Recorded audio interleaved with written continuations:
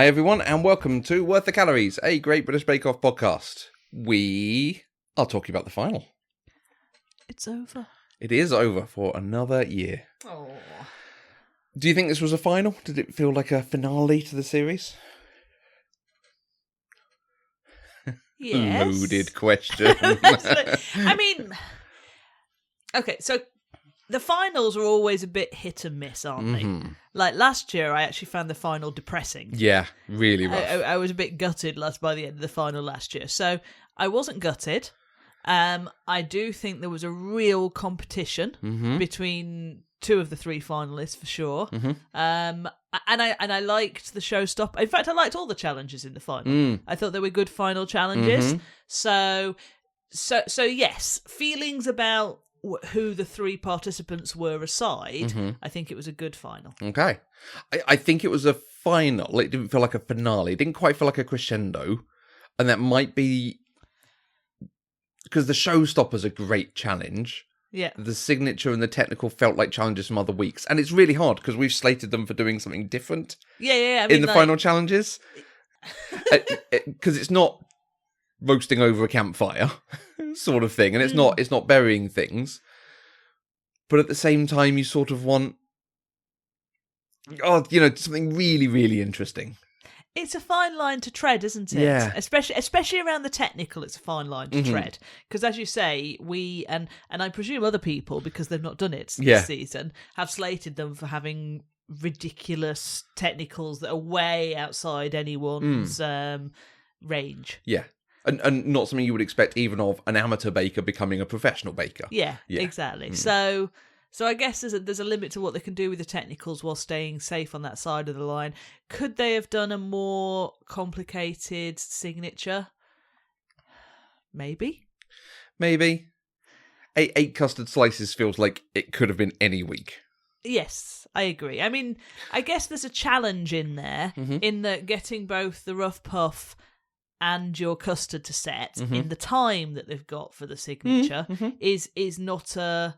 it's the sort of bake that could and did go horribly wrong. Yeah, absolutely.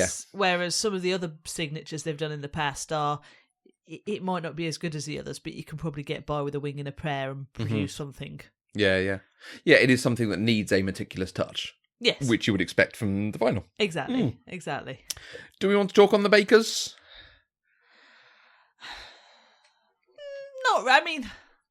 We don't. We try to be more about the bakes. Whilst we do talk about the judges and the bakers and some of our views on them and so on, we're not focused on that.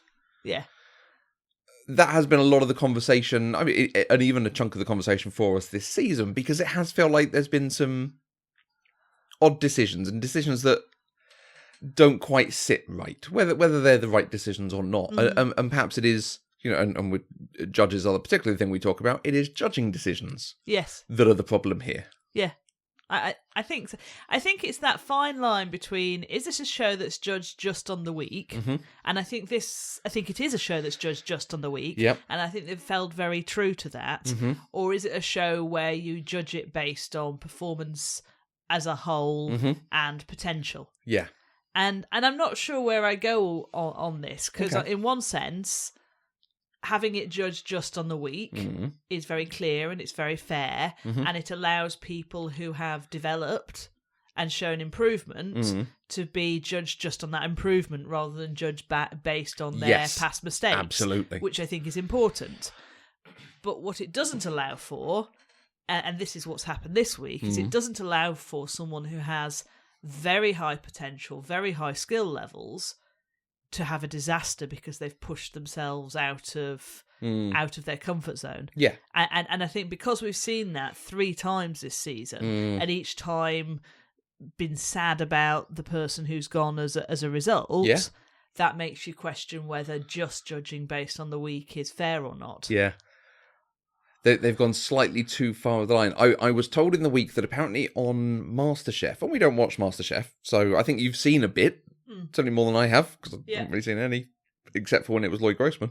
That's a long time ago. Exactly, yeah. Not that long, come on. It's a long time ago. But apparently they do have an aspect of it where they look at how will this person cope. Right. Have they pushed themselves to their capacity, or do they have room to grow? Are they coping with the competition and so forth? Which I don't totally agree with. Obviously, I've not seen it in action, so I don't know quite how it's implemented. But I feel that's really it's you going in and playing the odds and picking. Well, they seem the strongest person, so I will send them through. As a woman, Mm-hmm. that feels fraught with fraught with the danger of subconscious sexism. Yeah, because of the everyone's like, oh, she's a woman, she's a bit more emotional, and not yes, sexism is the big thing because women are so emotional and can't cope with the stresses which is rubbish. But on top of that, classism and racism and all the other isms that might feed into it, particularly because these things tend to be judged by white men. Yeah. We also saw it happen on the drag race, where they have the concept of the report card. How have you actually performed over the competition? Which is a nice way to start thinking, we've got people who are very even. Right, let's have a look at overall performance, which they have done on the Bake Off. They have on rare occasions said we're going to have a look at the performance across the series as a whole, which I can understand. When you have people that close, yes, you need another distinguishing factor. Yeah. Fine. The problem with the report card idea is it doesn't reward improvement. Yes. And I think when we look at Dave's improvement was rewarded by maintaining his place in the competition. Absolutely. He wasn't generally the best. He wasn't in the bottom, but I really feel like he was someone that felt in the beginning like, okay, he's a mid to late series person. But he made it to the final, and he gave a pretty good showing in the final. Yeah, and I think if one or two, or even just one of the things that he'd put on that final showstopper had been just slightly better, he'd have won. Yeah. So I think it's a little hard to bring that in and use that as a general technique. If it had come down to closer things, then maybe. And I feel like had you'd done that in previous episodes. And this is where we're going to get into, I think, the crux of the conversation that a lot of people are having, and that they had a lot on this show. Yes. There was a person in the final who perhaps the final was beyond their skill. Just a bit beyond them. Yeah. Which I feel is harsh on that person. I feel Absolutely. Laura was clearly, and clearly it's Laura we're talking about, Laura was clearly incredibly good at flavours and taste and texture. Because that maintained her in the competition. But the end of a baking show to this quality, the final, needs every aspect in there, and I don't think she was ever going to do it. It needs the artistic creativity, and it needs the polished delivery. Yes, I'm not even sure about the artistic side of it. It just needs quality at every point. Yeah. So I don't know that it needed the artistic side of it this season, because I don't feel that any of the three finalists had that kind of artistic flair that we sometimes see on the Bake Off. Like Lottie did. Some of the stuff that she like that. I still keep going back to that Japan week and that that mushroom cake, Absolutely. that toadstool cake that she made. That showstopper was worthy of the final. Yeah, in its sort of artistic and the quality flair. of the bake and every aspect of it. Yeah. So, and I mean, we said this at the very beginning. It wasn't a group of bakers this year who seemed to be quite with the artistic bent of other years. Other years we have had people who are very creative in that way. This is skilled bakers. Yes. And so I think it comes down to the judging decisions playing very much into what they've set up for the show and getting someone to the final that perhaps shouldn't have been there, which is a shame because you don't want to see anyone fail. You don't want to see anyone crying and having a meltdown because that's what depressed us about last year's. Yeah. And you don't want to see the show itself focused on one person because they're having a bad week. I felt really bad for the boys.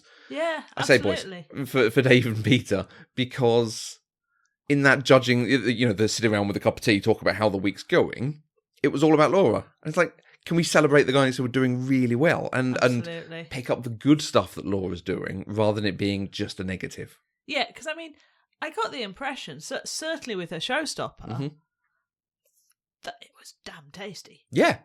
Yeah, and that's what she's done every single time. She's made stuff that tastes amazing. But her presentation and finish isn't quite there. Which I get. That's, one of my weaker points as well. Her presentation and finish is definitely going to be better than mine. Also because I can't be bothered. As we'll come on to it in a little while. It gets to a point where I'm like, this is substantially done. Let's just make it be done. Absolutely. So, I think we're going to talk through each of the bakes, as we normally do. Yes. I think we're going to focus on David and Peter, because they had very strong weeks and came at the competition ready to do it. Yeah. And I celebrate the ambition. I think... There is often a conversation about ambition in a very negative way, because it can be. Ambition can be putting other people down, rising to the top through any means. This was ambition through, I'm going to do the most perfect bakes I can do and think about it non-stop and make sure I deliver on what I can do. Yeah. Well done them. And Yeah, Peter's saying, I came here to win this and to try and get this far, and I achieved it, and this is one of the greatest things I've done in my life, and probably, will ever do. Why would you enter competition if you didn't want to win it? Exactly. I have so much respect for the two of them to have that approach, and it was a joy to watch, and that's what you want from a final. You want it to be silence in the tent because everyone's working towards greatness. Yes. Kapla. Kapla. Signature challenge: custard slices. I love a custard. Do slice. you? Oh okay. Goodness. Well, I think custard is just one of my favourite things. It is. It is. I love that. Yeah. Custard in any form, whether it's a much creamier type in a sort of French cuisine, whether it's a baked egg custard. I love them. Nice. Love them. Nice. So what was it that Peter did? He did the whiskey. So he did the really good Scottish flavours. With all those raspberries. Yes. He and again, he's thought about, how can I present this to look good? What flavours will make it taste good? How do I do the quantities and present it? Yeah, really. It was beautiful, and the way he really had that eye for detail. But the way he put his raspberries all up the same direction and line them up really neatly, and it really irritated when people used to laugh at Peter for measuring things. I'm like, why wouldn't you measure things if you're supposed to produce 8 of exactly the same amount? Right. I mean, don't get me wrong. I damn well didn't measure ours. But if you're in a competition and they want them to be identical, then you measure them. Exactly. There was a comment in there about, Peter's a SWAT, so he's measuring and so. Well, yes. Exactly. He's there to be an achiever. Like, let's not all be, hey, how cool and laid back can we be because we don't care. Yeah. It's a competition. Yeah. Great. So good on him. They looked amazing. Yes. Absolutely delicious looking. Absolutely. And Dave did his coffee latte? Caramel latte. Nice. Caramel latte, yes. Which sounded great flavours. And we were very pleased that the recipe went up. Yay. So you've made caramel latte slices? I have. Do you want to give me a bit of a rundown? Any interesting bits with the bake? Anything that we've done or that you've done before that came into this? Okay, so there's a few things. What I would say at the end of this is that I feel that as a result of our podcast and our challenges for the podcast, I am now A, much more confident with pastry, and B, much more confident with the use of gelatin than I ever have been before. Okay. I think a couple of years ago, if you'd said to me, Catherine, I need you to make something which uses gelatin twice, and I need you to make some puff pastry, I'd have laughed. But yeah, so this basically, the starting point was making 2 big sheets of flat pastry, and I was going to cheat and use pre-made pastry because life's too short. But then I was like, no, the reason I'm feeling reluctant to do this is because this is a skill I don't really have or don't feel confident of having. And actually, the puff pastry went all right. I mean, it's certainly come out all right. I think one can see the lamination. One can see the lamination. That point that Peter made about putting a bit of icing sugar on it and getting some caramelization, I think you did that. I did. And it was really works. in the recipe. It really works. I like that. Yeah. I think for me, the thing that's worked particularly well for this this sort of instructions for doing it was there's none of this fanning around grating your frozen butter, right, which has irritated the heck out of me in the past. Okay. You just roughly rub the butter cubes and the flour together. Some of the flour. All the flour, the butter cubes together, and it made a real point of saying, but just do it roughly. You still want to be able to see big lumps of butter in your flour, and then you put some ice cold water. So I put my 100 mils of water in the freezer for 10 minutes before I put it in. And then you just roughly mix it all together until it's a dough, and then you whack it in the fridge. Okay. There's a lot of chilling it in the fridge. Yeah. And I was thinking, oh, hang on a minute, is this going to work? I thought the whole thing was you were supposed to have loads of butter trapped between the layers of the dough. But yeah, it totally worked. Okay, nice. I mean, there was a lot of chilling it. Yes, yeah. It's not something to be done in a day when you're rushing to go out. No. But yeah, no, I was really pleased, and I was quite nervous baking it because you can't see it whilst you're baking it because it's between baking tins. So you just have to trust that it's not burnt to a crisp. But no, it wasn't. I think it's. I honestly, I think I would say if anyone is looking for a puff pastry recipe, even if you're not going to do the rest of it, I think the instructions in Dave's recipe were very good. Yeah. I mean, blatantly, I'm going to buy it pre-made because, quite frankly, life's too short. But I wonder if the baking it between two sheets mean you don't have to quite worry about the lamination in the same way. If you were baking it on top of a pie, if you were expecting that puff, that massive rise you get from puff pastry, maybe this proper quick rough puff doesn't rise in the same way, doesn't give those big air pockets that are all chewy and so on. Maybe. But it works very well because you're condensing it down. Yeah. And I think Laura's one was grating butter into it and doing it that way, and her butter seeped out. So I wonder if some of this also helps keep the butter in again, which is important to this. Yeah. Stop it being too dry. But yes, okay, that's the pastry. And then, I mean, the custard was quite straightforward, really. Okay. You basically just made a big milky coffee. Just a custard now. You're used to this. You just made a big milky coffee. Okay. And then well, literally, that's all it was to start off with. You heated up some milk with a whole load of instant coffee in it. Right. And then you had your egg yolks and your sugar, and you whisked them together and then heated your coffee a bit more, and then mixed in some butter and some gelatin. Let it set. Okay. So... It was interesting. Yeah, it was really quite. It was really quite. I mean, and then of course you had to assemble it and cool it some more. At which point we went to bed because it was going to be 11 p.m. at night. No one wants me making caramel at 11 p.m. at night. When you assembled it, had you already cut the puff into the 16 sections? No. Okay. No. So you assemble it. So you trim your pastry. Yeah. So basically, when you're baking it, it's a 25 by 25 square. Right. Ultimately, in the tin, it's going to be a 20 by 20 square. Okay. So they allow for the edges to be a bit... To have some more rise. Raggedy, absolutely. A bit more rise. Good. So I got the kitchen scissors out. Okay. And I trimmed it. But it was still a square at that point. And then you put in what is quite thick custard. And you put that in... Oh, there's corn flour in the custard. That's the other thing. That helps set it. Yeah. Okay. It was very quick, very thick. Nice. Very thick, very quickly once you put the corn flour in. Spread that over and then you put the other square on top. Right. And then you chill it for 2 hours in the recipe overnight in our house. Okay. Then you make the glaze. And you put the glaze on top. And the glaze was caramel.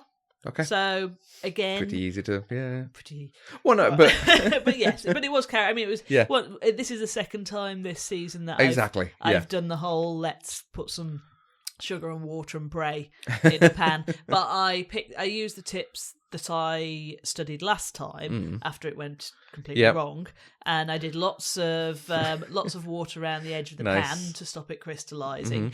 I do still think I probably could have let it carry on caramelizing a little bit longer. Okay. So if you look at the colour of Dave's slices and the colour of mine's a lot lighter. You're a bit more tan. A bit more tan, yes. A lot lighter. So I think I need to hold my nerve.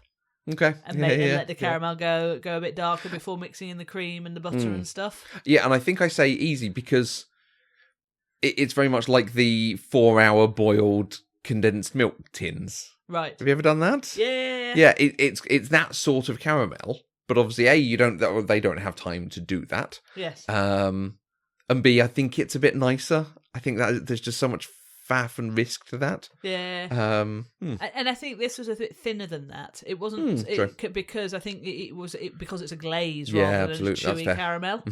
But again, it was caramelize your sugar, put some cream in. and then put some butter and some gelatin in and Nice. whisk it all up, and Okay. then pour it over and chill again. And then after that chill, that's when you cut it. Oh, interesting. Okay. And I was quite surprised, but it worked, that the instructions were to use a serrated knife. Right. But yeah, it worked very well. So you're sawing through it rather than slicing through it. Exactly. Okay, interesting. Yeah. But yeah, it worked very well, because I thought, I'm going to stick the... Because I was thinking it was going to be a big, straight, plain knife, non-serrated knife. I was thinking, I have to make this really sharp, or else there's every chance that it will push on the top and the Everything custard will will squidge splurge and- everywhere. But I think that's possibly the point of the serrated knife. Okay. But yeah, it actually sliced up far better than I thought it would. Terrific. And then I was supposed to caramelise a coffee bean. Didn't do that. Life's too short. And then I was supposed to do some fine, delicate lines of melted chocolate with a fine piping bag. I decided that life was also too short, and I just melted the chocolate in the microwave and just sort of drizzled it on from a teaspoon. In diagonals. Nice. Looks all right. I think it's very nice. Yeah. Yes, a bit more freehand casual art. Rustic. Rustic, Yeah. yes. And that's fine. That's what you're going for. You're not competing in the final of a competition. You can see if you were absolutely doing it for presentation and judging, yes, you pipe it and do it as a... Yeah. There you get that. Yes. I think it's delicious. I think they're really tasty. They've got a lovely coffee flavour. Pastry's really good. It's got the nice caramelised thing to it. Well, your mum's told me that it's two of your dad's favourite flavours, custard slices and coffee. Right, yeah. So I think I'm going to have to make these again. No, I think it came out really well. Any great lessons? Any great things you want to try again? The pastry seems to have been your most exciting achievement. I was really pleased with how the pastry came out, because I was not feeling confident about my ability to do it, which is why I made myself do it. Good. So yes. Nice. Yeah. Well done. Well done. Thank you. Technical challenge was Walnut Whirls, which are one of my mum's favourite things. Excellent. So, yeah, many years I've bought her branded Walnut Whirls, because the actual phrase name we know them by is a brand. Other Walnut Whirls are available. Indeed. I think they all came out about as you would expect, and certainly having done it, all the different areas, because there's a lot of melting, setting, putting ingredients together, combining it, judging it at each stage. It is a very good technical. It is a very good late competition technical, because it's so detailed at every bit. Yes. It just feels a little small, perhaps. Yeah. I think it's very challenging. Yeah. I mean, I'll give it that. A little bit like the wagon wheels were very challenging. And they were the opener of season 10. But it's quite a similar sort of level of challenge. Really similar. I think the interesting thing with it, so I made these. The interesting bit with it, the biscuit was fine. I think having done it now, the biscuit could have been thicker. I rolled it out to 3 mil, because we've got a rolling pin that you actually can attach bits to say how thick you roll it to. I rolled it to exactly 3 mil, as they said. Probably could have been 5 mil. I think thicker biscuit would have done it better. Yeah, I agree. I was missing a bit of biscuit chomp. Yeah. I mean, it was beautiful and delicious and delicate, but I think I wanted something a bit meatier at the bottom. I've only just made them and let them chill a bit, so I wonder if when they're chilled more and set more, it'll be a bit better. Maybe we get a bit of more of a crunch from the chocolate. When Exactly. It is all just a little soft at the moment. So the biscuit was okay. Yeah. The ganache. So I made a mistake with the ganache. I overcooked the cream because you have to heat the cream as you do with a normal ganache, but with 150 grams of coffee beans in them to give it a coffee flavour. And I overheated it. So when it was infusing, because you have to leave it to infuse with the coffee beans for a while, the cream actually started setting, and you could see there was no way I was actually going to sieve a decent amount of cream off it. So you very kindly went and got me some more cream, and tried it again, and it worked okay. But that's a lot of coffee beans. Obviously I've had to go through twice as much as I should have. That's a lot of coffee beans for something that we've got in an instant. When you compare the recipe that I did, which was bang 2 tablespoons full of instant coffee into some milk to get the coffee flavour. I mean, don't get me wrong, the ganache is delicious. I'm just not 100% sure it's 150 grams of whole coffee. It feels like a very extravagant recipe. And particularly because you've then got the coffee beans in it, the point of heating it is you heat it to just a little bit before it boils. That's hard to judge because you've got coffee beans in there. So you can't actually see what's happening with the cream. I'd be interested, obviously not interested enough to actually do this, but I'd be interested to do a taste test between ganache that has been done with infused whole coffee beans and ganache that's been done with a couple of teaspoons of instant. Well, that's what I think I would do, because I will probably have to do this again, because again, these are all of my mum's favourites, so I suspect once we can actually visit each other, this will be a remake for these, and I will probably just do it when it goes in the chocolate, add the coffee at that point. Not necessarily cook the cream, heat the cream with the coffee in it but melt the chocolate with coffee in there as well. So, and maybe you need a good chunk of it because you need to bring out the coffee flavour quite strongly to make sure you can taste it properly, but... But ganache, fine. It's ganache. I think if I'd realised that that's what you had to do with the whole coffee beans, I think I'd have laughed at the ridiculousness of the recipe.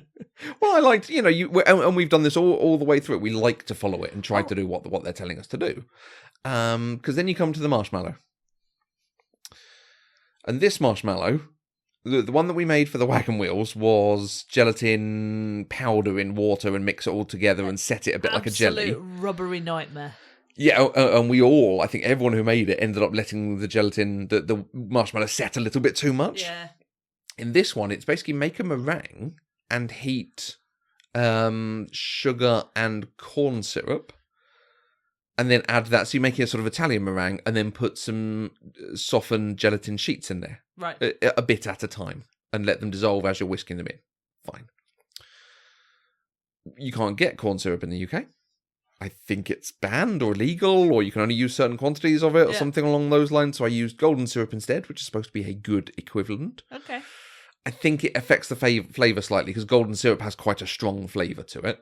So I wonder if there's a better way of me doing that, whether it's a glucose and something. Do you think that because I can understand what you're saying, and I think if you're tasting the meringue on its own, that could be a problem. But given that the meringue is next to the very strong flavours of the coffee-infused chocolate ganache and the dark chocolate outside, does it matter?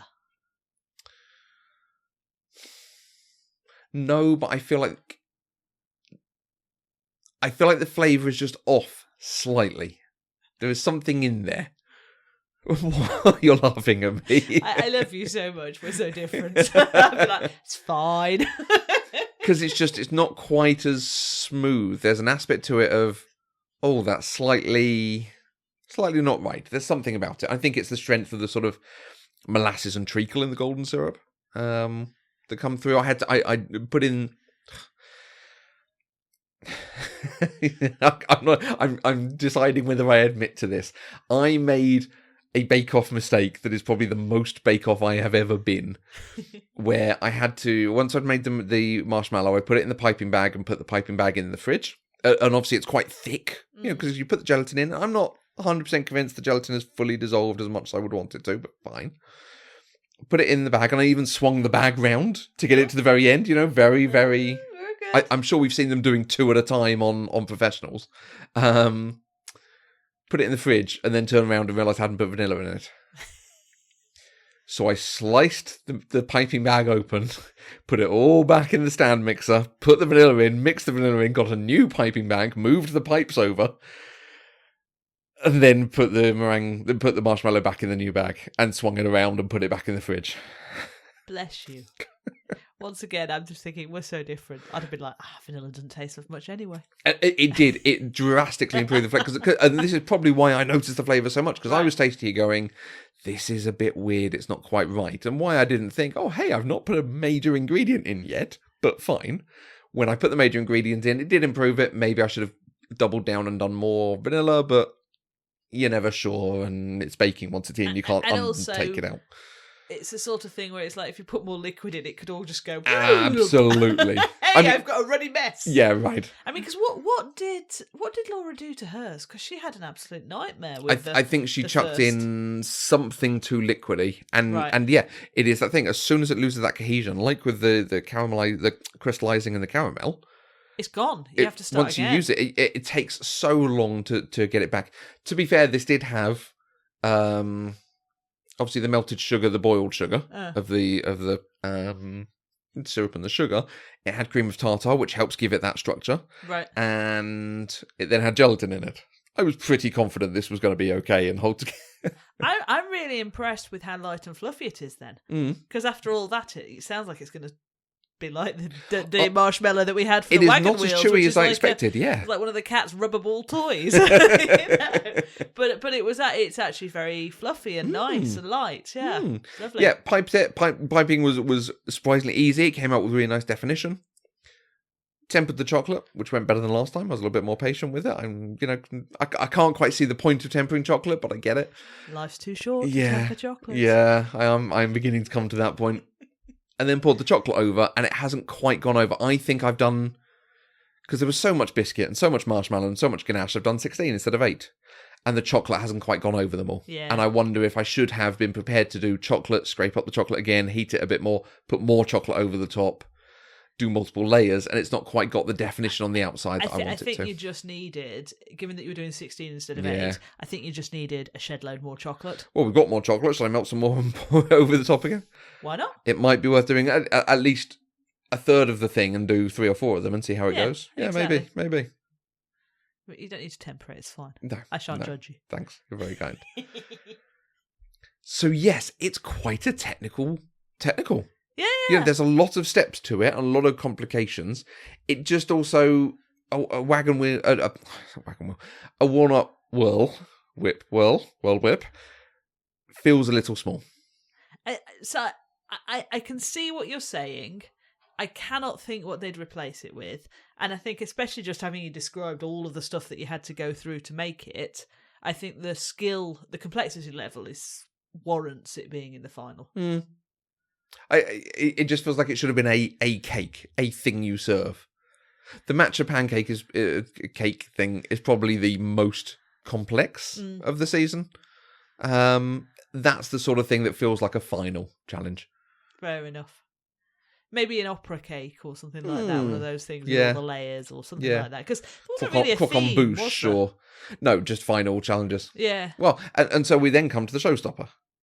Because I don't think there's any particular comment on how they performed in the technical. No, they performed as you expect them to perform in the technical, and I don't think it matters that much. No. Showstopper's a really good idea. Give us a tower of interesting bakes. Yeah. And I think 2 out of the 3 bakers did that. Yeah. I think they presented an actual tower.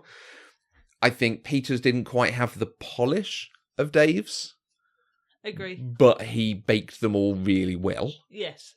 The point here that I think is most interesting to discuss is Dave's decision to revisit bakes he hadn't done well and wanted to learn from. I loved that. I loved it. Yep.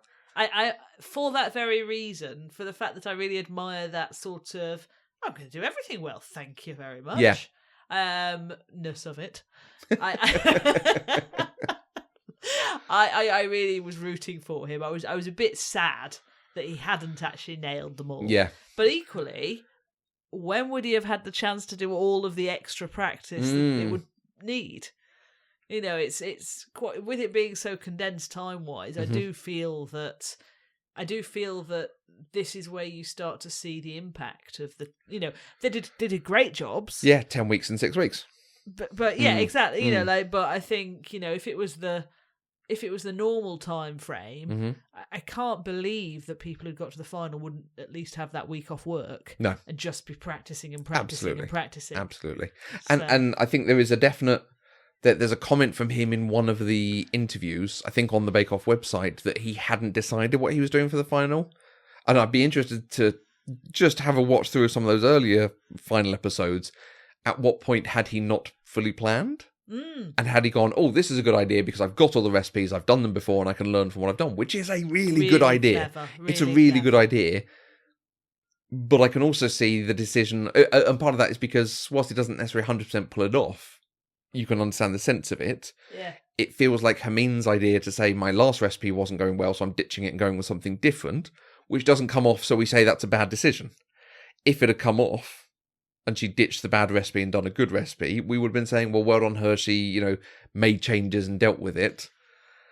I think yeah. hard. I think there's a difference between making changes and throwing something out and going with a very untested recipe. Okay. Because, I mean, she even made a comment at one point going, I don't really know if these quantities will work. Which tells me she's not baked it before. She's not prepared at all. Yeah. So I like his idea behind it, but his bake didn't quite come off. So there is just an aspect of it of, should he have gone, I'm going to make stuff I've done really well and bring it all together. Yeah. Which is kind of what Peter did.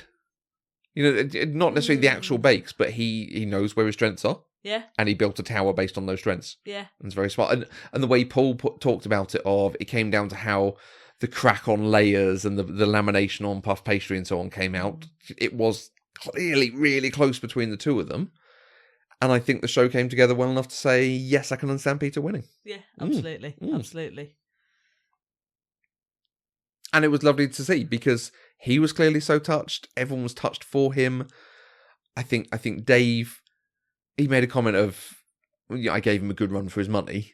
I think Dave knows he was absolutely in the running there. Well, it's the sort of competition where they've done their best. Mm-hmm.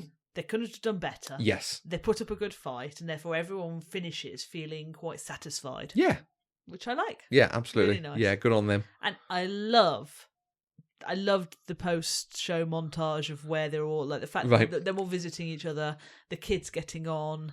It just all felt so warm and loving. Yeah. And I loved that they had all the support staff out to watch and celebrate at the end, and that there was a lot of heart. Yeah, because they must have done so much cleaning, scrubbing down, planning, getting hand sanitizer and masks, and working in stressful conditions. Even if it is, I'm in this bubble so I can just focus on doing this, it is stressful and it causes anxiety and you're separated from people. Being in the bubble would stress me out. Right. The idea that you just couldn't go out, and this was a community of people that you didn't know that well. Right. Palpitations. But clearly they have made it work. The bakers have formed a friendship and a community there, absolutely. Which they always do. But this does feel stronger in a number of places. More intense. Yeah. I think they also have clearly had some of these conversations, because I think they were very sad on some of the bakers going previously. And I think the support staff it was great to have thanked them and done that. I am in awe of what they've put together. And especially now we're coming up to a Christmas version and presumably a celebrity version, a junior version, a professional version. Yeah, we'll see which ones come out. It'll be interesting to see which ones they do and don't do. I'm pretty sure they won't do the junior version this year, which is a shame, because I love the junior version. They only run for a few weeks anyway. Yeah. So they might be able to still get away with doing it in some way. But they've definitely got the Christmas ones, which I think start this week. Okay. So, because Noel's not on them, because he's obviously had a baby, so he's been on paternity, basically. So, a good final, partially because it's not the last two finals. Yes. Yeah, absolutely. So, are you up for doing this all again next year? I think so. I think I'm enjoying getting new skills, trying out new bakes. I think this, obviously that's a very personal thing for a podcast, but I think it is good to do that. I like that we have a place to discuss these in this detail. We're both very nerdy about stuff. And Speak for yourself. Tell me about Disco Crisps and Pringles and Jaffa Cakes. I'll save that for my tax podcast. Yeah, exactly. And I've particularly loved this year the number of people who are listening to it who are baking as well. And we're getting to see variations on it. People who we're following the recipes really closely. People who are going, okay, yeah, that's a good recipe, but I make cheesecake and this is how I do it. And making changes to it and seeing. And this is what's making me think perhaps next year I need to have a more open mind. So I read through and go, yeah, no, I'm just going to use instant coffee instead of coffee beans. Thanks, Prue. Nice. How about you? No, absolutely. Like I think for me, one of the few benefits of lockdown is I've been able to do a lot more of the baking this year, because in previous years there've been a number of weeks where I've gone, I shall be your taster. whereas this year I've been able to do participate a lot more, and great. I'm feeling a lot more confident about different baking skills. So it's good, and I always like talking to you, sweetheart. Oh, absolutely. I like that we've done two different things each week. It would be a bit strange if we both did the technical and compared. Not sure I'd enjoy that quite so much. Yeah. It's been nice saying, what do we think of this challenge and how does it do as a bake? Yeah. Great. So we'll be back with more next year. Indeedy. we might be back with more if they do a junior, because the junior is the one I think we like to talk about in this way. And I'm as good as kids. I'm not as good as professionals. I am not as good as some of those kids. True. Some of them were really good. So, except for the one who tripped over his mate because he wasn't looking when he walked up with his technical challenge. I thoroughly recommend everyone watching all the variants. The celebrity and Christmas ones are okay. The kids ones and the professional ones are really good. Yeah. The professional one, we don't talk about it. We don't podcast on it because it is properly gripping, high quality competition TV. Yeah. That's the one to look out for. And go and check out all our other podcasts on the Eloquent Gushing Network. Is the other thing I want to say. We do other TV podcasts. I do movie podcasts with my co-host Mandy Kay. Go and have a listen because they're great. They're really good. See you everyone next season. Get on with your bakes. Don't forget to tag us if you bake anything really exciting. If you do try anything from Bake Off, or if you do something you're really proud of, tag Eloquent Gushing, #Worth the Calories, or either of us in your individual shots. See you next year, guys.